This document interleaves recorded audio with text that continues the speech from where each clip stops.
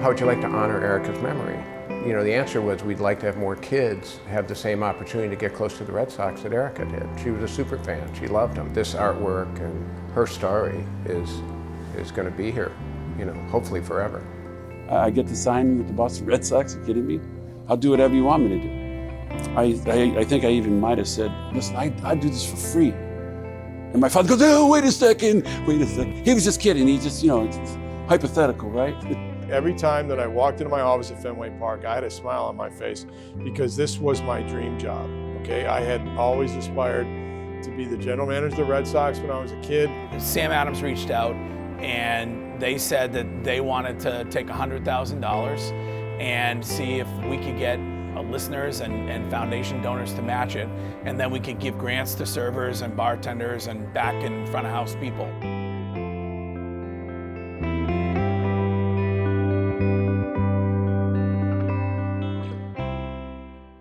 Dear Leafquist family, my family and I would like to thank you for your generosity in sharing Erica's suite with our family. Had the best time of our life. We love everyone. I can't even write, so teared up. It's wonderful to get out and have fun in such a positive atmosphere. As one with cancer, I sometimes think about the end. And here I am tonight in heaven. That's a great one. Erica was a beautiful child. She was smart and funny, bright, and loved artwork and loved the Red Sox, of course. She was diagnosed when she was 5. And originally her doctor thought that she would have a standard 2-year course of treatment, but after a month of that treatment they realized that that wasn't going to work for her type of, she had a nasty subtype of leukemia. Right off the bat, you just fell in love with her. She was sort of an old soul and she knew exactly what she wanted and she knew what she liked, and you just knew this was going to be a great relationship. So all in all, I'd say about 10 years of chemotherapy, radiation, 2 bone marrow transplants, and 1 clinical trial that she tried. In 2013, the World Series was happening. It was also my daughter's parents' weekend at WashU in St. Louis. And so I was going to take a flight out there. I wasn't planning on going to the parents' weekend, but since the Red Sox in the World Series too, I was going to take a flight out there, but everything was booked because everybody from Boston was going to the series. And so I ended up contacting a friend of mine, Paul Edgerly, and Paul actually had his own private plane that he flies back and forth from the Midwest anyways because he's from Kansas. And he said, why don't you use my plane? And I said, really? He wanted me to go with him, but he didn't want the jet for him. He's like, we've got to do good with this. I was able to secure this. We've got to do something good. So, well, what about bringing a Jimmy Fund, a patient out there? Phil called and said, listen, I've got this opportunity. It's always a team decision at the clinic. You know, we all work really closely together and we all know the kids in such different ways. And so we want to make sure that when we knew we had to select one child and, you know, one family, that we were all on the same page. Erica and I were walking out of physical therapy. We were in the parking lot. My phone went off, and it was Martha from the Jimmy Fund. Martha's in Lisa Sherbert's group, and so people that know the Jimmy Fund know that, you know, they're the organizers, and Lisa is the leader of all of the fun stuff, as Kathy says, and so. And she said, oh, Kathy, I wanted to talk to you about an organization. I think you've heard of them. They're called the Red Sox. And I was like, oh my God, she's going to invite us to game 2. This is Thursday. And it was game 2, and I'm thinking, how am I going to get, it was 4:30 in the afternoon, how am I going to get Erica fed, dressed, ready, and get into, you know, for a 7 o'clock start in Boston? And she said, no, it's game 3. And I said, Martha, it can't be game 3. Game 3 is in St. Louis. And immediately my brain's thinking, okay, if I start driving now, we can get to St. Louis by Saturday. And then she said, no, we're going to fly you there. So I just said, you know, that's impossible. I can't take my immunocompromised child. We were very used to wearing masks then, to Logan, you know, airport, and then whatever busy airports in Missouri, and deal with all that. And she said, no, we're flying you there on a private jet. And I was just overwhelmed by that. And of course I started to cry, thinking about, you know, how wonderful this was. And Erica knew I was talking to Dana-Farber, so she immediately says, why are you crying? Because she was, are they giving you bad news? And I'm like, no, they're flying us to Game 3. Sorry, it's a little emotional. Erica, wasn't feeling well at that point. And so everything that could be made easier was made easier, and it helped her out. When Phil showed up, number one, as I think Kathy has mentioned previously, Phil was decked out head to toe with his Red Sox gear. And so Erica, of course, wearing hers, they were bonded immediately with that. I realized why Erica was the patient they chose. During those telethons, she was the person they loved to interview. She was a super fan. And she had been through, I think, her second relapse. And so that's why Lisa said, this is a perfect patient. She's a super fan. That's the one you should bring. October 26th was the game, right? The game 3, right, and the trip. And it was December 7th, literally not very long after when Erica unfortunately passed away. So spending time at home, putting up Christmas tree, all those kinds of seasonal things were all special memories. But the World Series trip is off the charts as a super memorable time. I went and had dinner with them, with the Leafquist family at their home. Liz and I were there, and we saw all our artwork, which was really phenomenal to see in their house. As part of that conversation, we asked them, how would you like to honor Erica's memory? And the answer was, we'd like to have more kids have the same opportunity to get close to the Red Sox that Erica did. She was a super fan. She loved them. I went back to Will Drosty and I said to Will, how can we get more Jimmy Fund kids to the Red Sox? I was able to find B6 where we are right now that I could definitely secure for 81 games. He ultimately made the decision to name it Erica's Suite. I think Erica's Suite is such a great way to give Erica, to honor Erica, because not only is her artwork on display in the suite, but also it's a way for other families and patients of Dana-Farber and Jimmy Fund to have hopefully the same escape, the same respite, and take a break from the rigors of cancer treatment. It's not really about watching a Red Sox game. For Erica, it was. But for a lot of patients and their families, it's really about being together as a unit and being together as a family. In the process of planning this suite was, should we have a guest book? Is that going to be a positive or a negative thing for these families? And that has turned into like a written history of pediatric and adult patients who go through Erica's Suite now and use it, and they share their stories in that guest book, and it's really touching. Every time I get an email, I get a face-to-face with a parent saying that this was something they will never forget. This artwork and her story is going to be here, hopefully forever.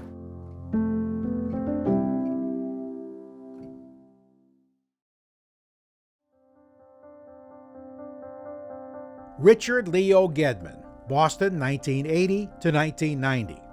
An undrafted free agent signed in 1977 out of St. Peter Marian High School in nearby Worcester, Massachusetts, native son Rich Gedman was converted from an outfielder first baseman to catcher on the advice of Red Sox scout Bill Enos. I think I was in third grade. I walked down to the park where you go on the swings and things like that. And my buddies were all on the baseball field. Nobody was catching. I wasn't a catcher. I just played it because nobody else wanted to. Little League, I make the team as a catcher because nobody else wanted to catch. Junior high school, I made the team as a catcher because nobody wanted to catch. High school, I got on the team because I ended up being the second catcher. And so I ended up playing all these other positions and learning the other positions, but I always usually made the team by being a catcher. 77, playing at Grafton Hill. In Worcester, I had a real good year where it just seemed like I started to hit, things started to fall into place. I was pitching well, and playing first, hit for average. And then a couple scouts came around. When I went to one of the games, the coach said, listen, you're going to catch today. I said, what? He said, you're going to catch today. The scouts want to see you catch. Or as soon as we finished our season, the scout was at our house like 8 o'clock in the morning. His name was Billy, it's a wonderful, wonderful man. He kind of told the story to me like, well, listen, we want you to catch, in the organization. I get to sign with the Boston Red Sox, are you kidding me? I'll do whatever you want me to do. I think I even might have said, listen, I do this for free. And my father goes, oh, wait a second. He was just kidding. He just, it's hypothetical, right? Gedman made his major league debut in 1980, finished second in AL Rookie of the Year balloting in 1981, and was named to the All-Star team in consecutive seasons, 1985 and 1986. Late August, I get a call into the manager's office.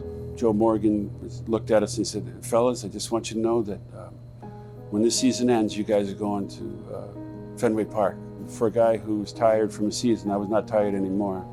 And I couldn't wait to get home and tell my parents what was going on. And when September came, I got a chance to finally step on Fenway Park. It's not like what they do now where guys get drafted and they get to see it and touch it. No. My first time coming out of that runway was the first time that I was going to put a Red Sox uniform on. You want to make it to the Red Sox? You want to become an established big leaguer? The next step after you feel like you're established is I want to be amongst the All-Stars. I didn't know that it was going to happen. I wasn't even probably the first time I got there, somebody got hurt. I was the next guy. So when you become All-Star, if you will, sometimes it's just lucky. When I looked around the room, I was like, wow, there's some pretty talented guys here. I don't want to say that I've arrived. Humbly, I'm sitting here going, I can't believe I'm here. You're amongst the best of the best. A left-handed batter who hit 24 home runs in 1984, his first season as the team's everyday catcher, Gedman the following season set career highs in batting average, 295, doubles, 30, and RBIs, 80, while throwing out 43% of base stealers attempting to steal. Hailed for his ability to handle a pitching staff that included Roger Clemens, Bruce Hurst, and Dennis Boyd, Gedman was behind the plate for the first of Clemens' record-setting 20 strikeout games on April 29, 1986. I think as a catcher, your relationship with all the pitchers matter, regardless of just the special ones. I think Roger, Hursty, Oil Can, Nip will forever be connected for the time that we spent together. 20 strikeouts, I mean, to keep going back over it, it's amazing how pinpoint control he was. He didn't need a whole lot of help. But not till Roger came around was there somebody who every time he touched the ball, something special could happen. But we didn't know this until this night. 20 strikeouts, a new major league record in one single game. As a kid from Worcester that kind of made it to the big leagues, and not only did he make it to the big leagues, but he's playing for his hometown team. Those are dreams come true, It's like I want to sit there and say it's my story, and I don't know how to tell it, but it was pretty special, and it's more special now than it was when it happened. Being inducted into the Red Sox Hall of Fame, what does that honor mean?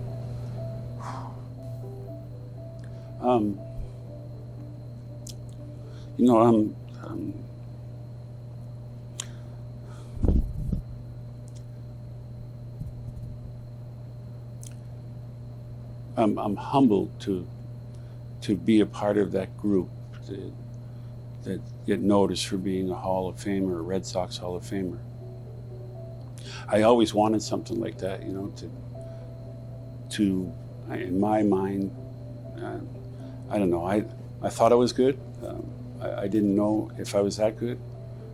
To be even considered to be a Red Sox Hall of Famer is something special. There was a lot of people that you're going to leave out when you talk about this stuff, but every one of them know that you had something to do with a kid from Worcester having an opportunity to be a Red Sox Hall of Famer. Every time I get a chance to put a Red Sox uniform on, I feel pretty special.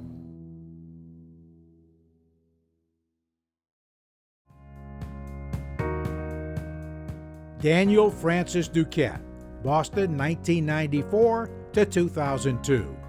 During his tenure as Red Sox Executive Vice President General Manager, Dan Duquette took the team to an American League Division title in 1995 and wild card spots in both 1998 and 1999, the Sox advancing to the ALCS in '99. I was a farm director with the Expos. I got promoted there, and then we had a couple of good years, and then the Red Sox job became open. I called my mom when I got the job. She goes, "Oh, that's great, Danny. What are you going to do with the manager?"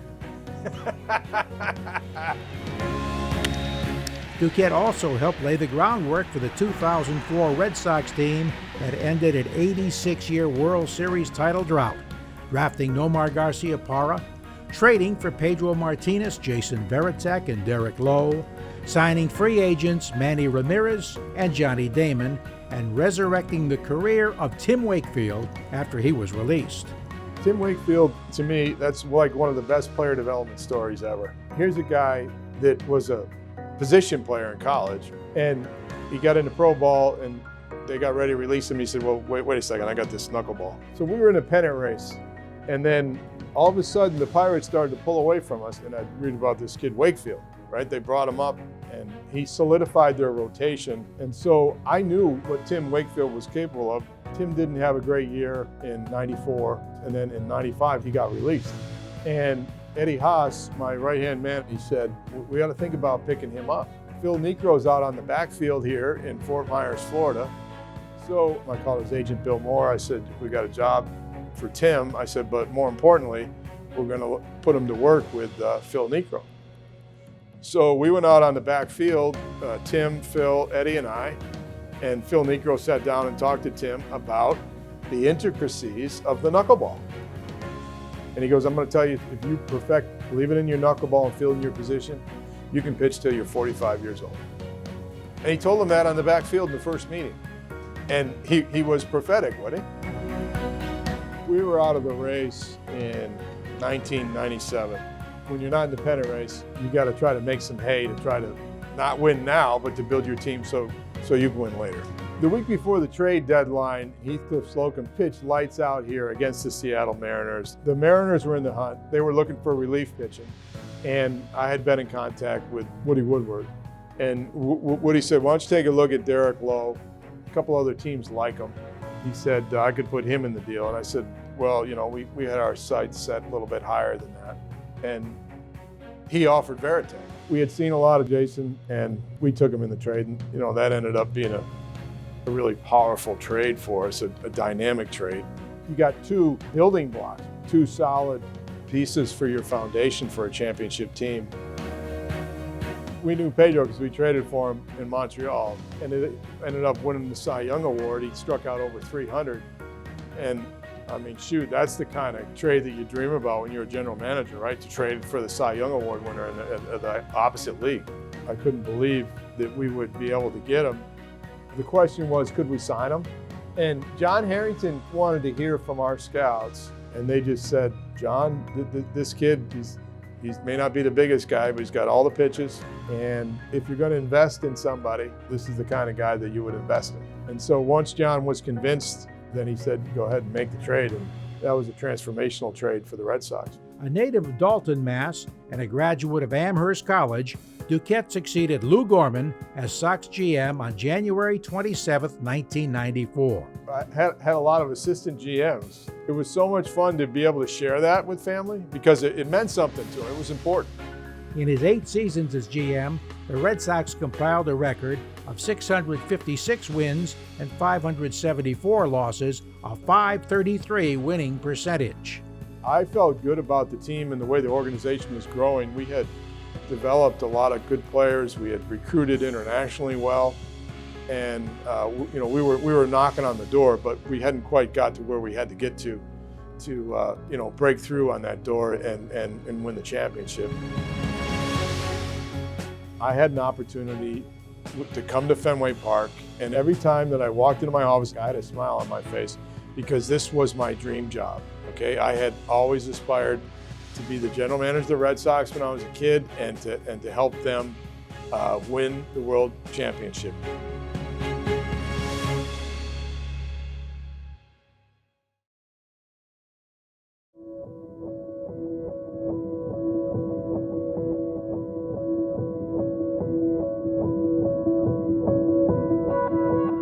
When Jim started the company, it was bar to bar, restaurant to restaurant, knocking on doors, asking the bartenders, bar owners in Boston to serve our beers. So this is where we started. This is our heritage. This is our roots. These are the people that embraced us right from the beginning. And we're proud of the community that we're a part of. We want to give back because this community has given so much to us at Boston Beer, at Sam Adams. They've built this brand. I'd love to say that we had this great vision and this is what it was going to be, but no, it's every bar owner, every restaurant worker, every bartender took our beer and built it pint by pint, case by case, and it's our opportunity to always give back. In 2008, we started Brewing the American Dream, which really is our large philanthropic arm, and it is what Jim saw as an opportunity to support the underserved population of dreamers, entrepreneurs in food and beverage who had ideas, saw concepts, and wanted to make their dreams become a reality. Beyond just giving loans, we also created an educational arm to this, and it's all volunteers from Boston Beer and our partners. We have our pitch room where we go around the country and people come and they pitch their ideas. We also have a brewery entrepreneurship where there's one brewer who gets to come and spend the year learning everything about running a business in a brewery. And then kind of the last thing, we have a mentorship program. It's really exciting for all of us at Boston Beer to be a part of this. Jim is so thankful for when he was walking around with a suitcase full of his beer that he had made in his kitchen and begging, a bartender to put it on tap somewhere. He is so thankful for that. And I think that works through that whole entire company where they care so much about the people that they work with their beer. Governor Charlie Baker announced bars, restaurants, and clubs across the Commonwealth can no longer allow guests inside as a way to combat the spread of COVID-19. We started a program called the Restaurant Strong Fund to create an opportunity to give micro grants out to restaurant, food and beverage workers. It started almost on the day after Charlie Baker announced that restaurants and bars were going to close here in Massachusetts. Sam Adams reached out and they wanted to take $100,000 and see if we could get listeners and foundation donors to match it, and then we could give grants to servers and bartenders and back in front of house people. We know that those restaurant workers that have had our backs for over 30 years really needed our help. So we saw an opportunity to partner with Greg Hill and the Greg Hill Foundation to help and aid and assist all the restaurant co-workers who had helped us over decades of serving our beers. Without them, there would be no Restaurant Strong Fund, and we would be looking at a lot of people who wouldn't have gotten the help that they needed.